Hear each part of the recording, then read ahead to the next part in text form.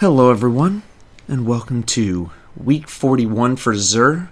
My voice is a little raspy right now. I just got done with E3, and I feel like absolute human garbage, so I apologize for the monotone nature of my voice, more than usual, I will admit. He is in the reef, over in this little alcove thing. Let's see what he's got.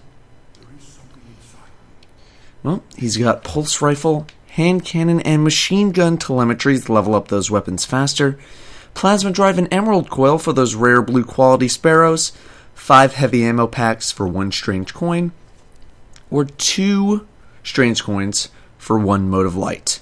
Titans, you are getting the new ACD0 feedback fence. 112 total stat rolls, alright, nothing amazing, especially for a 2-stat item.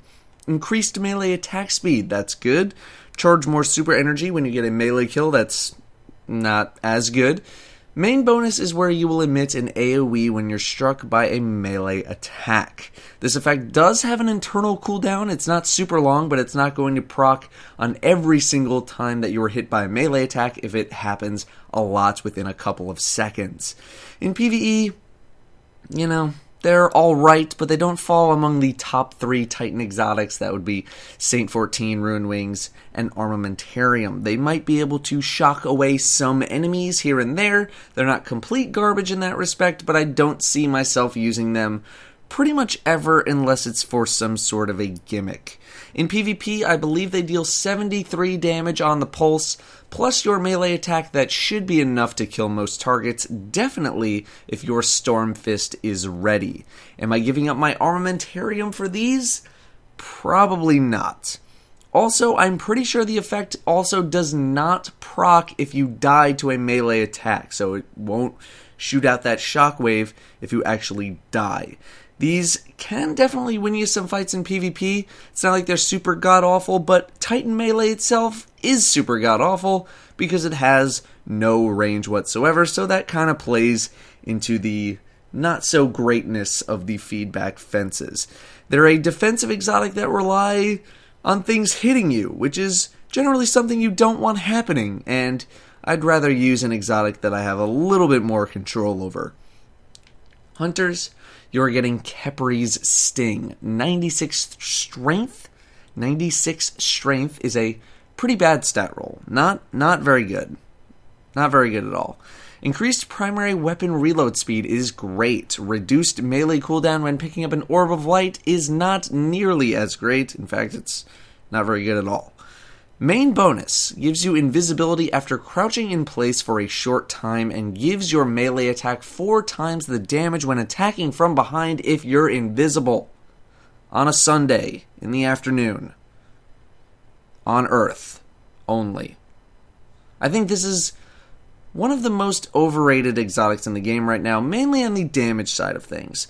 The invisibility bonus can come in handy, especially in stuff like Prison of Elders. It is very much defensive focused in that regard and can salvage some maybe previously unsalvageable engagement, so it's got some utility.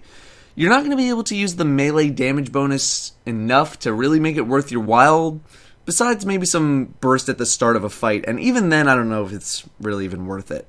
In PvP, you need to be an absolute master of sneaking around to make use out of the melee damage bonus, and backstab is already a thing for Blade Dancers, and backstab is bugged right now where sometimes it just kills in one hit from the front or from anywhere, so yeah, I'm personally not too keen on Kepri's Sting. The comments might tell you otherwise. This is going to be a judgment call for most players, though. Warlocks, you're getting the Starfire Protocol with a dreadful 130 stat roll. These have PvE potential, not so much for PvP. For PvP, you're probably going to be either using Gift of the Sun already, which gets you 2 of any grenade, or you're going Viking Funeral, Touch of Flame, probably with Firebolt Grenade and not Fusion, so they're not exactly a great choice for PvP. PvE, you're a little more likely to take Touch of Flame for the damage over time, since not everything is going to be one-shotted by your Fusion Grenade in PvE, mainly major targets. However, this stat roll is pretty bad. So if you wanted to skip on these this week, I would not blame you. The weapon of the week is Hard Light, and I'm going to keep this brief. No, absolutely not. The only reason you should be buying this is to have it just in case Bungie buffs auto rifles, which I think they should, but that's neither here nor there. Otherwise, this is a dreadfully bad auto rifle, very high recoil, which results in poor range because of that high recoil, and auto rifles are in an awful spot right now in every aspect of the game. No. Engram of the week is Chest. So those looking for the Armamentarium, Purifier Robes, Lucky Raspberry, maybe Void Fang Vestments, you guys should go hunting. That's going to do it for week 41 of Xur. Thank you all very much for watching, and have a great weekend.